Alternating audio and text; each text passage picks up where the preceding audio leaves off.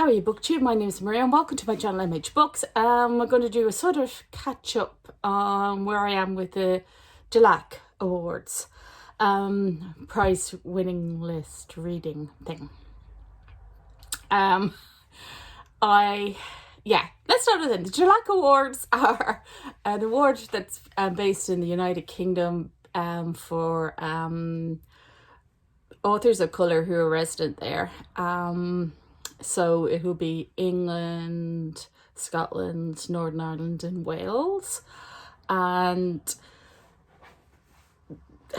they can be writing in either fiction, poetry or non-fiction. The list will be linked down below, as will be Melnie's of Mel's Bookland Adventures introduction to it, because she'll do much better than me because she reads an awful lot more of this stuff than me. I planned originally to read 2 books from this. I am now going to read the whole list. This is how many books have come in so far. If you don't know, in Ireland we don't have libraries open, and we won't have even click and collect in libraries until at least the end of May, and that's all going well. So by then, but I have ordered them all. I've started reading through the list, and I've read 4 so far. Have 2 ongoing, and then we'll talk about the others that have arrived. They're all going to be there eventually. So let's crack on, because it is a casual kind of Friday read style, casual catch-up-y thingy. This is the first book that I read, which I have mentioned before. It is Katy Massey's Are We Home Yet? This is a memoir based on Katy Massey's life, so mostly in the 1980s in Leeds. It opens up with Kate coming home and realising that her mother is a sex worker. So it's about her single mom struggling to survive and using prostitution as an industry, as an income source and an income stream, and that is part of the book. It seems to be what a lot of people are selling the book as. It is Katy Massey's life. It's more than that. This is also a book about her own introspections on her own life. It goes back and forth in time, to when she was a child, to her parents' time and even her grandparents' time. It moves back and then it goes back forward to when her mother is a relatively old woman and she's now living above her. It is mostly about her relationship with her mum and her relationship with her 2 older siblings. Katy Massey is of mixed race, so this is mentioned in the book, and some of the issues that she encounters is involved in that book, and the issues that she encountered when she was in a boarding school. I've seen people call this working class. It'd be I recognised an awful lot of the circumstances from this book from being working class in Dublin. So working class in Leeds wouldn't be hugely different. But her mother was bringing in quite a lot more income than my parents would have in the 1980s, who would have been unemployed. So yeah, I would be very upper working class, but her mum did work very hard. She does talk about Kate does talk about her own time as being a receptionist in her mother's brothel, and there's an awful lot, back and forth, and it is a very well written memoir. What I found it to be was very authentic, with a real true voice, very introspective. You really get to know Katy Massey, and you do actually get to like her a lot. She doesn't see herself as innocent or perfect in any way. And what I found most with this was it was about what happened in between. The stories that she's told about her parents and her grandparents aren't necessarily true, and she finds that out. Her mother doesn't talk to her, never directly communicates with her. Her mother is still alive all the way through.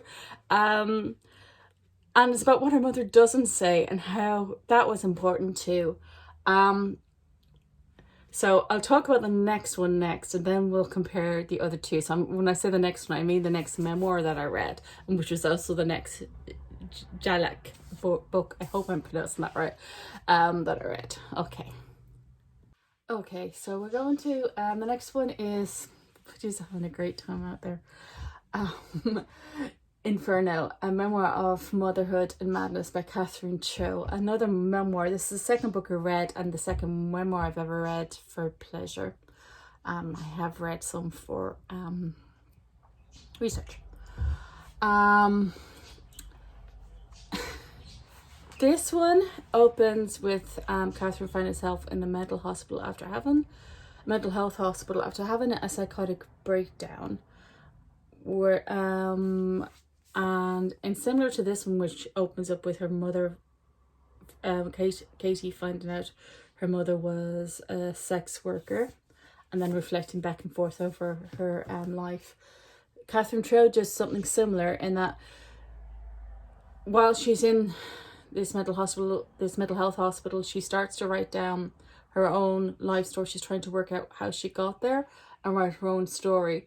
And she starts off at the beginning with her grandparents and parents. So we're flashing back in between the mental health hospital, the patients there, the interactions of the patients there, and the her life story of her parents and her grandparents and how she got here. It's full of importance.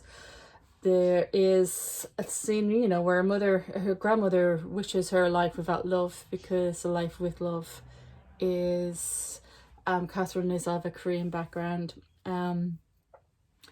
is supposedly doomed in the culture, that you're better off without it, that bad things will happen. So, you know, is it because Catherine fell in love with her husband and had a baby? It tells all her life, including some quite violent domestic violence bits in it as well. So there have to be a trigger warning for that, as well as the normal mental health warnings. She doesn't shy away from it. The writing in this is beautiful. This is just, I just kept it open. I actually wrote in this book. Some of the notes are funny. Some of them are for me too. If there's a post-it, if we come across a post-it, it's for me, so I can take it out of the book. At one time, he must have seemed like this, uncorrupted, pure.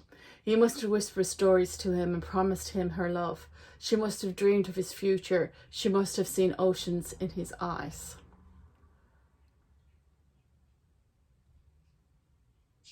So that's actually her reflecting on what some other mother must have thought of one of her former boyfriends. It's full of that kind of thing. It reads like a suspense novel. You want to find out why she ends up in the mental health hospital. Is her husband supporting her? Is he helping her to get out? She's not sure at all. And you know, will she get to leave? Obviously it's somebody's real life, so you can find that out pretty quickly if you want to. This is probably a good book for somebody who hasn't read memoirs before, who likes psychological thrillers. I know it seems wrong to say that, but that is the way that she's written it. And I think this is going to be more popular for most people than the others, and I'm not surprised that this one is in the book price, the booktube price has made its next round. I'm not surprised about that being there, whereas this one hasn't even appeared in the what is it, the Italies? I don't even remember the names of these things. So which one would I prefer? Now, see, I can't, I'm not going to judge the other books yet, but I assume that if a memoir makes the top 6 on the 13th of April, that only one of these can make it. I think it's going to be this one, because the language is beautiful, it reads well. I would prefer this one, because this one has stuck with me. I think Katy Massey's writing of a relationship with her mother and what happens to one of her older siblings is very impactful and very real. So I would prefer this one. Okay. And so the next book is Stephanie Scott's What's Left of Me Is Yours. A good one to follow from a psychological thriller style memoir was a psychological thriller, which is fiction, but based on a true story. Very loosely based on a true story. So this is based on a Waka Sasiya, I'll put the word down, which is the Japanese for breaker upper.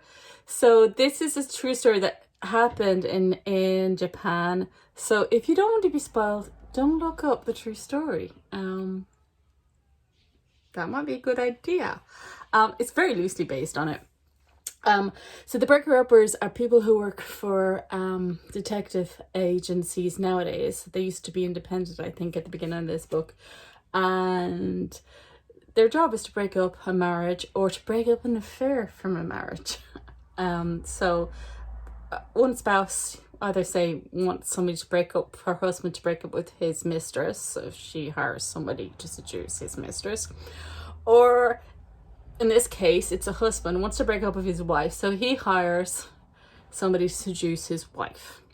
There's lots of reasons for this. Some of it's cultural, and not wanting to confront a wife and say I want to break up. And the other part in this wife, it involves around the legal system. This book is really well researched on the legal system. I believe Stephanie got some type of award from the Japanese legal system, some type of honorary award, because she researched it so well. And it's really fundamental to the book. The rights of people as part of a marriage breakup. So it's kind of a family drama because it's about a marriage breakup. It's a kind of a romance because it's about a seduction of a wife. It is a psychological thriller in that this book centers on, I'm looking at the characters' names there, I'll probably mispronounce them, but I'll do my best. Sumiko, who is the it's the daughter of Rina, who is the wife who was seduced. And it starts off in this book and she finds out that her mother was actually murdered and didn't die in a car accident, as her grandfather stated. So a lot of this book is about the family relationships of Sumiko and her grandfather and his daughter Rina and her lover and her husband, and everybody knows something that nobody else knows. It's very much about love and loss and grief, because obviously Sumiko's mum dies, and coming to terms with it. So Sumiko starts an investigation to find out what happened with this breaker-upper and her mother, who was supposedly this breaker-upper guy has murdered her. What happened and why?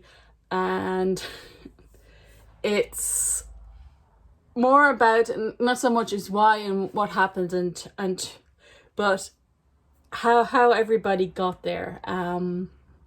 It's a bit of a slow burn, but it's extremely beautifully written. There's some of the sense of place for Japan is extremely well done, as is the love scenes. And I'm not one who reads romance, so when I appreciate they were written well, this affair was written well, it was written well. You understood how these people were passionate about each other and how they got to the place they're at.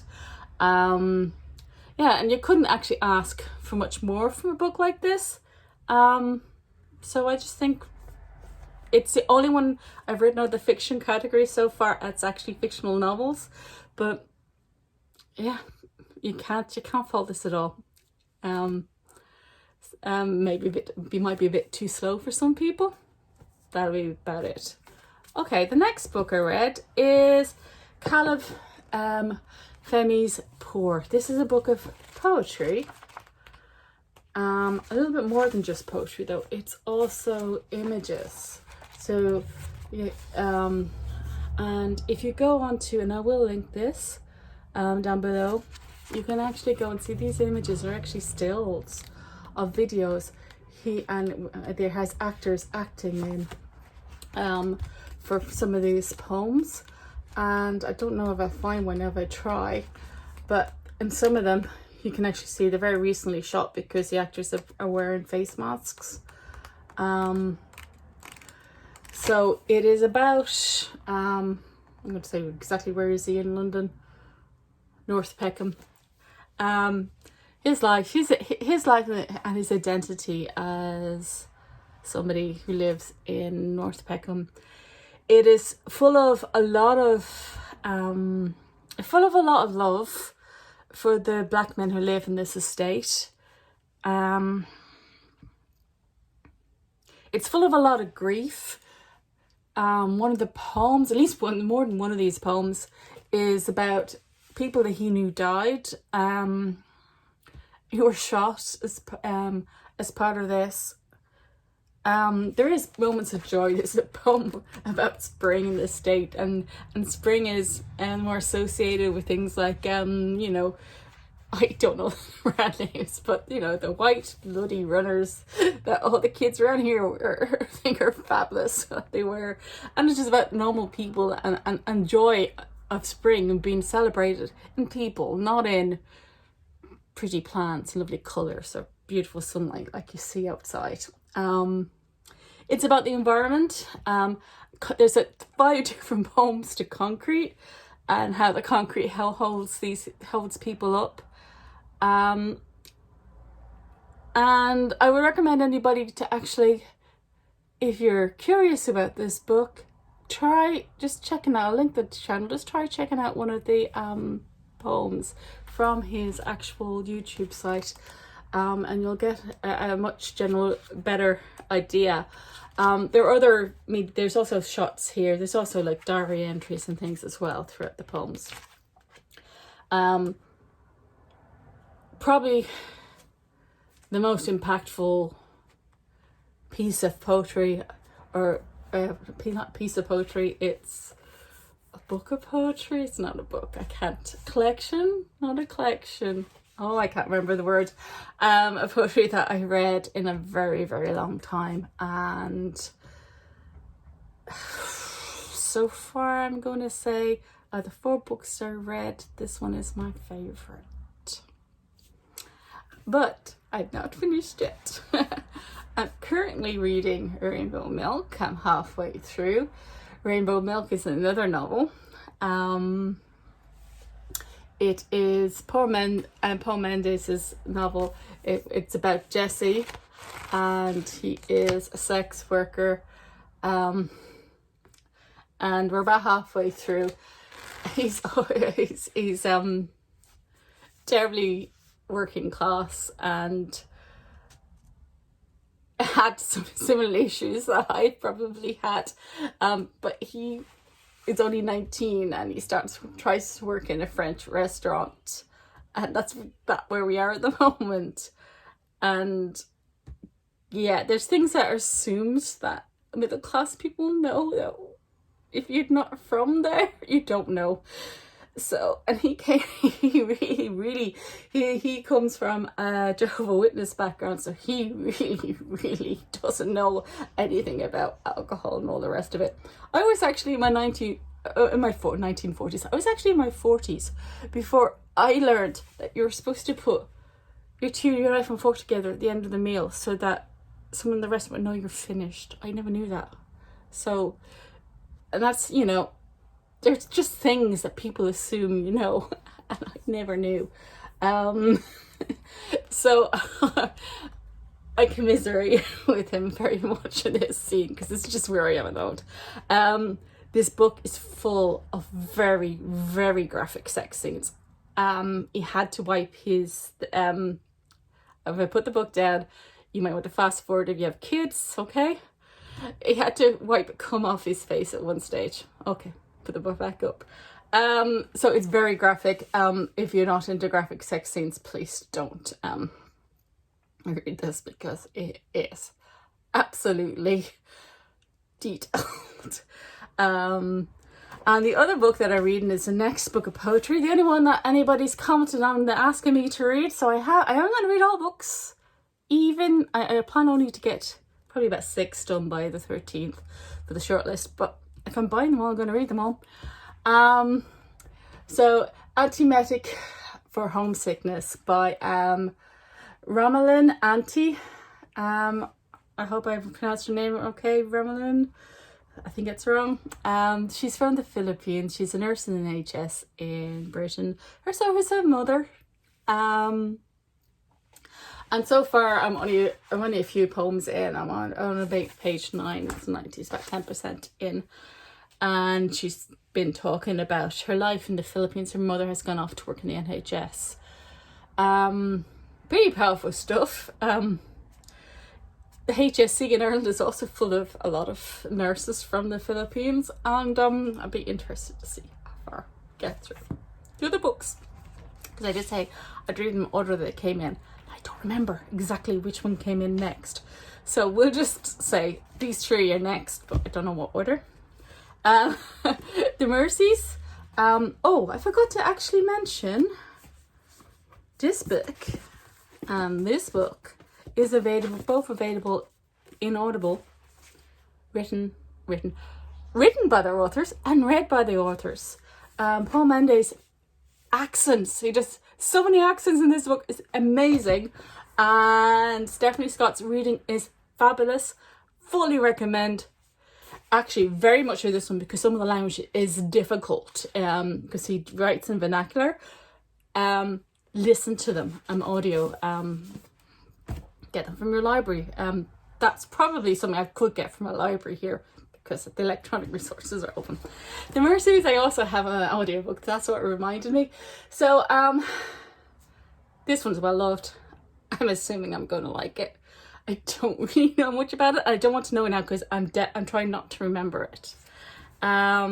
Rachel Long, the next poetry collection. My Darling from the Lines. There's 4 poetry collections in the long list, so this is the 3rd one that I will be reading. And The Perfect Union, one I wasn't incredibly interested to read until I seen comments on Twitter saying this is good.